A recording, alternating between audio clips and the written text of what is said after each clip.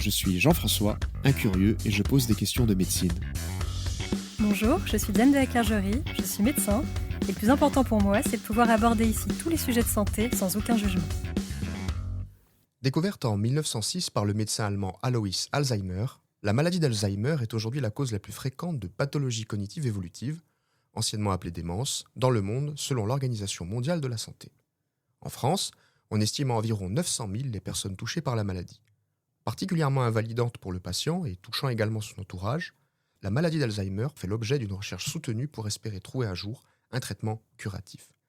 Avec nous pour parler de ce sujet, le docteur Elsa Mana, neurologue à l'hôpital Léopold Belin et à l'hôpital Avicenne à Paris. Bonjour Elsa. Bonjour. Et le docteur Diane de la Clergerie, que vous connaissez tous désormais. Bonjour Diane. Bonjour Jean-François, bonjour Elsa. Bonjour. Elsa, est-ce que tu pourrais d'abord nous présenter ton parcours et comment tu as fini par te spécialiser dans les pathologies cognitives évolutives, entre parenthèses les démences, comme celle de la maladie d'Alzheimer? Tout d'abord, merci pour l'invitation, je suis ravie d'être là. Mais de rien, tu es bienvenue. Je suis donc neurologue à Paris, comme tu le dis, et j'ai un parcours un peu atypique. J'ai commencé par me spécialiser en neurologie, initialement vouée à être spécialiste des mouvements anormaux.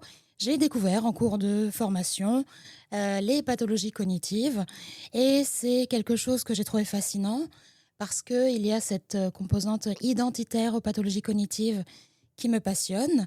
Et donc, j'ai décidé de m'orienter dans ce sens-là, en y ajoutant une formation en neurosciences, dans la recherche, et une formation en éthique médicale et biomédicale, parce que ce sont des sujets que je porte assez sincèrement et de manière assez importante dans mon parcours.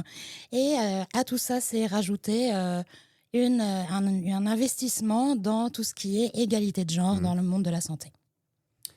Et donc, si on rentre un petit peu plus en détail sur la pathologie dont on va parler, est-ce que tu pourrais nous rappeler ce qu'est concrètement la maladie d'Alzheimer? Comment est-ce qu'elle affecte nos fonctions cognitives? En gros, comment ça fonctionne? La maladie d'Alzheimer est une maladie qui touche principalement les fonctions cognitives, donc notre capacité à retenir des informations, notre capacité à raisonner, et aussi parfois d'autres fonctions comme le langage, notre capacité à produire un langage. Donc il y a plusieurs formes de cette maladie qui va progressivement évoluer, d'où le nom de maladie neuroévolutive, et impacter parfois notre autonomie. C'est une maladie aujourd'hui qui est due à l'accumulation de protéines pathologiques, que ce soit en dehors des neurones, donc les cellules du cerveau, mais aussi à l'intérieur, et qui va donc détruire ces neurones progressivement. Alors, juste que je comprenne bien, donc c'est progressif dans le temps. En gros, ça dure combien de temps? Il y a un temps moyen L'évolution est très variable. On parle de quelques années. Ça va de quelques années à une dizaine d'années, et c'est très variable en fonction du moment où se déclare la maladie, de la forme de la maladie et des facteurs de risque liés à la personne elle-même. Donc c'est variable, mais c'est une évolution qui va se décliner sur quelques années. Et donc, on l'a vu en introduction, c'est une maladie qui impacte, quand on n'est pas touché nous-mêmes, elle impacte nos proches. Quand elle impacte nos proches, c'est particulièrement marquant. Et justement, quand on a une suspicion chez un proche, comment est-ce qu'on peut agir à notre niveau? Comment est-ce qu'on peut, je sais pas moi, essayer de s'en rendre compte, travailler sur ça? C'est une maladie, effectivement, qui ne touche pas la personne elle-même seulement. Dans ces phases précoces, la personne va se rendre compte qu'il se passe quelque chose, va se rendre compte qu'il y a un changement, que ses capacités sont parfois diminuées par rapport à ce qu'elle connaît. Mais dans certaines situations, ce sont les proches qui vont se rendre compte qu'il y a des comportements qui ont changé, qu'il y a des oublis, qu'il y a des éléments de la personnalité qui ont changé. Et ce sont les proches qui vont parfois alerter. Lorsque la personne elle-même se rend compte, c'est simple, elle va aller consulter. Lorsqu'elle ne s'en rend pas compte et que les proches se doutent de quelque chose, il est important d'en parler avec la personne. Comme vous savez, je dis toujours, le symptôme principal, le plus fréquent, ce sont les oublis. Et quand on oublie qu'on oublie, c'est difficile d'aller dire « j'oublie ». D'accord. C'est un cercle. Et donc, il est important d'en discuter avec la personne, d'essayer d'amener des exemples concrets sans vraiment faire de confrontation, parce qu'encore une fois, Parfois, on ne s'en rend pas compte et c'est un symptôme de la maladie qui s'appelle la nosognosie et d'accompagner cette personne-là pour consulter. En gros, par exemple, on parlait de symptômes, on parle d'oubli, genre, je sais pas moi, un truc qui alerte un peu, c'est j'oublie ce que j'ai à faire demain, j'oublie les prénoms des gens, je sais pas moi, j'oublie que je devais aller à tel rendez-vous. Comment est-ce qu'il y a un ou deux symptômes comme ça un peu alertants, surtout s'ils se répètent? Il n'y a pas de symptômes type alertants. Dans la maladie d'Alzheimer, la mémoire qui est atteinte, et encore une fois, je parle des cas les plus fréquents, c'est la mémoire dite épisodique, c'est-à-dire nos propres souvenirs. Mmh. Parce qu'on a différents types de mémoire. Il y a la mémoire qui nous permet de fonctionner au quotidien, qu'on dit procédurale, les automatismes. Il y a la mémoire sémantique qui est notre encyclopédie, tout ce qu'on a accumulé en connaissances. Et il y a cette mémoire autobiographique, qui est la mémoire épisodique, qui, elle, va être touchée dans Mmh. la maladie d'Alzheimer et qui, à un moment donné, on va avoir du mal à l'utiliser, donc à stocker de nouvelles informations. Mais il ne faut pas confondre la mémoire et la concentration. Et du coup, est-ce qu'il existe des facteurs de risque de développer la maladie? Et si oui, est-ce qu'il y en a sur lesquels on peut agir? Est-ce qu'il y a des facteurs sur lesquels on peut intervenir? Oui, il y a des facteurs de risque modifiables et non modifiables. Les modifiables, leur nom l'indique, hein, c'est ceux sur lesquels on va pouvoir agir. Ce sont principalement le niveau d'éducation faible. Mmh. Alors, c'est un niveau d'éducation avant l'âge de 25 ans en général, hein. C'est l'isolement social. Ne pas avoir d'interaction sociale est un facteur de risque. Ce sont les facteurs de risque cardiovasculaires, donc le diabète, l'hypertension en milieu de vie, l'obésité, ne pas avoir un rythme de vie sédentaire. Mmh, mmh. Tous ces facteurs de risque cardiovasculaires sont aussi des facteurs de risque de la maladie d'Alzheimer. Le tabagisme et enfin les traumatismes crâniens qui peuvent aussi être un facteur de risque de la maladie d'Alzheimer. On voit ça aussi avec des sports actuellement mis en lumière sur les risques de trauma crânien qui peuvent donc être des facteurs de risque modifiables de la maladie d'Alzheimer. Et bien évidemment, comme toute pathologie, la pollution est aussi un facteur qui peut entrer dans Mmh. ce calcul de facteurs de risque de la maladie d'Alzheimer. Mmh. Du coup, j'ai noté également qu'il y avait une forme héréditaire de la maladie.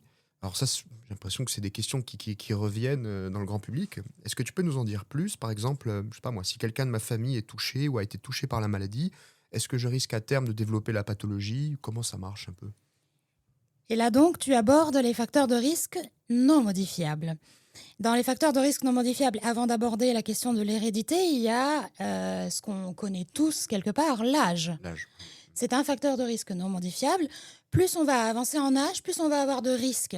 Attention, ce n'est pas une cause de la maladie. On Mmh. tend toujours à dire c'est une cause de maladie d'Alzheimer. Non, c'est un facteur de risque. Toute personne âgée ne développera pas une maladie d'Alzheimer. Et il y a d'autres facteurs de risque non modifiables. Et là, je vais faire la nuance entre deux éléments. Il y a la génétique. Donc, on porte parfois certains gènes et certains allèles de gènes, donc une Mhm. version du gène, qui va prédisposer. Si on a cet allèle-là en double copie, on va être à risque plus important de développer la maladie d'Alzheimer. Et ça, on peut l'avoir par hérédité, par nos parents. Mm. Ça ne veut pas dire qu'on hérite de la maladie, on hérite du facteur de risque que eux ont. Par contre, pour les maladies d'Alzheimer héréditaires à proprement dit, donc ce sont moins de 1% de ces maladies d'Alzheimer, on connaît aujourd'hui les gènes qui développent ces maladies. Ce sont des maladies d'Alzheimer qu'on dit précoces, qui commencent à un âge plus jeune, donc moins de 65 ans, dans des familles bien identifiées. Et c'est quelque chose où ce sont des familles plutôt qui sont connues. D'accord. On va aller leur proposer des études génétiques. Dès qu'on voit ce gène-là chez un des membres de la famille, on va proposer une étude génétique au reste de la famille. Et donc, non, systématiquement, quand on a un parent qui a une maladie d'Alzheimer, ça ne veut pas dire qu'on va développer la maladie.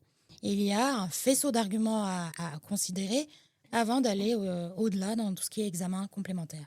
Et alors, juste avant de donner la parole à Diane, une question concernant du coup ces facteurs de risque modifiables. Donc j'ai bien noté qu'il y avait une importance au niveau d'une sorte d'entraînement cognitif régulier, permanent. Est-ce que la lecture, est-ce que les jeux, est-ce que, outre les interactions sociales, avoir un travail intellectuel, pas forcément lié au monde professionnel, mais même dans la vie de tous les jours, est-ce que ça peut aider à ralentir l'apparition de pathologies de ce genre ou... Il y a effectivement des facteurs protecteurs. Ce Hmm. que tu viens de dire s'inscrit dans la protection. Hmm. Et entraîner son cerveau, créer des réseaux de neurones, permettre plus de connexions au niveau des neurones en apprenant, en stimulant le cerveau tout au long de la vie, c'est un des facteurs protecteurs. Et donc oui, tout ce qui est lecture, tout ce qui est jeux de société, parce qu'on sait aujourd'hui que les jeux de société, ça fait travailler beaucoup de fonctions cognitives. Les stratégies, le raisonnement, la planification, etc., etc. Et tout ça, bien évidemment, est un facteur protecteur. Ça joue, premièrement, sur les réseaux neuronaux. Deuxièmement, sur réduire un isolement social. Quand vous faites des jeux de société, c'est qu'il y a Oui. des personnes avec vous. Et donc, ce sont des facteurs, bien évidemment, protecteurs et qu'on encourage même chez les patients parce que il faut aussi continuer à faire travailler le cerveau et donc stimuler. Donc, un mot d'ordre pour nos auditeurs, soyez curieux. Complètement. Et faites des jeux de société avec vos petits-enfants, ça aide beaucoup. C'était la première partie de l'épisode sur la maladie d'Alzheimer. Nous vous donnons rendez-vous dans 2 semaines pour écouter la suite, toujours en compagnie de notre invité. D'ici là, prenez soin de vous et bonne journée à tous.